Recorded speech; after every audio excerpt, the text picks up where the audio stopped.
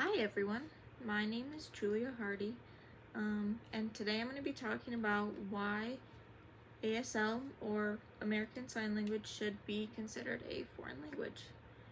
Now, a lot of people think that American Sign Language is not a real language, but is actually a very complex language, and it's got a lot of different pieces to it, and that is why it deserves the same status like Spanish and French, which are both recognized as foreign languages. Now you may be asking, why does this even matter? ASL is one of the most commonly used languages in the United States, but it doesn't always receive the academic recognition that it deserves. Many institutions still debate whether or not it should be a foreign language, but recognizing ASL will enhance inclusion and accuracy also. Now you may be asking, what even is ASL? It is a fully developed visual and gestural language. It is not a form of English. It is not just signed English on the hand. It has evolved naturally within the deaf community, just like spoken languages evolve in the hearing communities. ASL Bloom states, ASL uses a topic, comment, sentence structure. That means a sentence in ASL starts with the topic and ends with a comment or description about that topic, which is almost entirely different from English itself. ASL also uses hand shape, movement, facial grammar, and spatial use. ASL has its own unique vocabulary and concepts.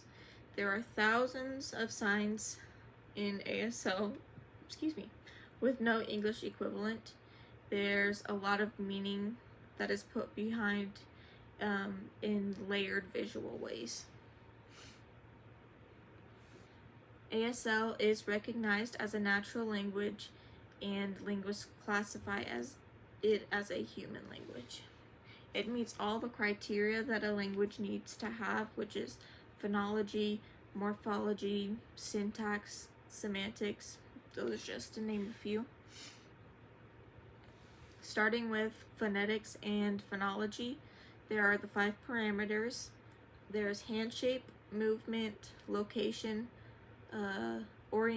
orientation, and facial expressions. For morphology, there's inflections for aspect, number, and agreement, as well as classifiers and numeral incorporation. For syntax, again, it's a topic, comment structure. And then there's WH questions, conditionals, and spatial grammar. And then there's semantics, which is complex visual spatial meaning, and then there's also grammatical constraints. Then there's pragmatics, which there's rules for turn taking, discourse, and politeness in ASL. And there's also a very distinct cultural community within the deaf community. So there's shared values and shared history. There's also their own norms and their own community itself. And it's much more than just a way to communicate. It creates its own culture.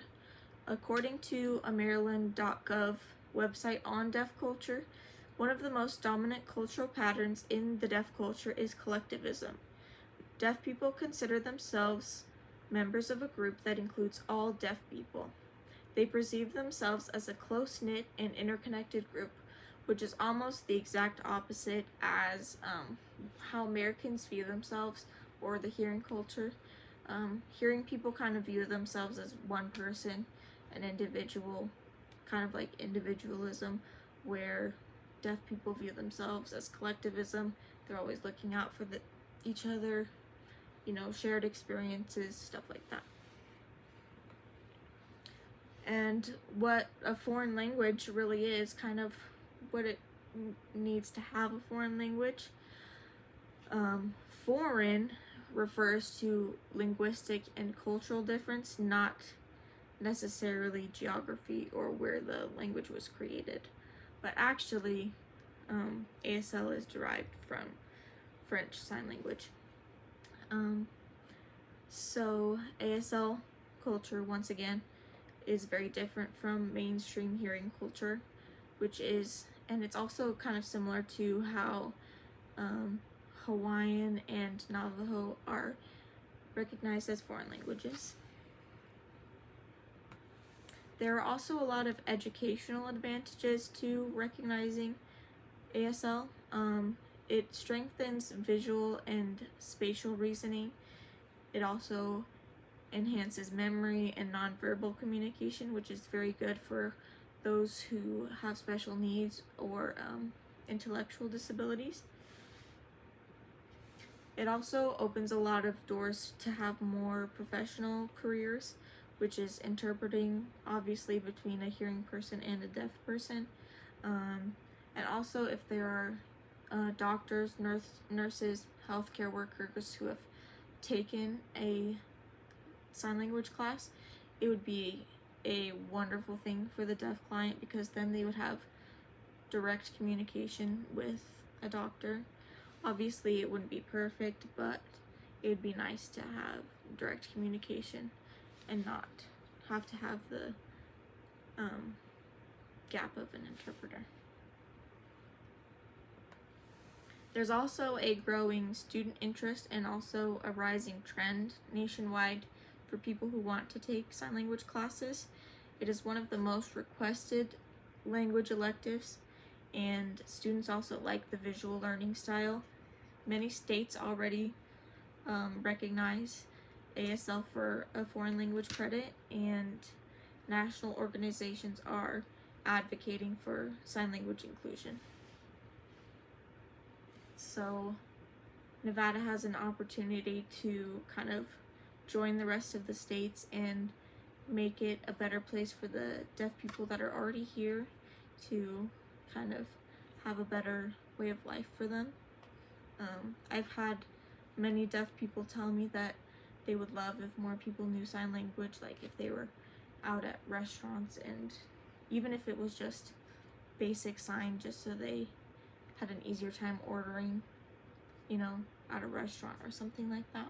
I've had many of them tell me that they would just have much better time if they knew just basic sign. So I know a lot of people would be more inclined to take it if it was offered as a foreign language credit. So thank you for listening to my presentation.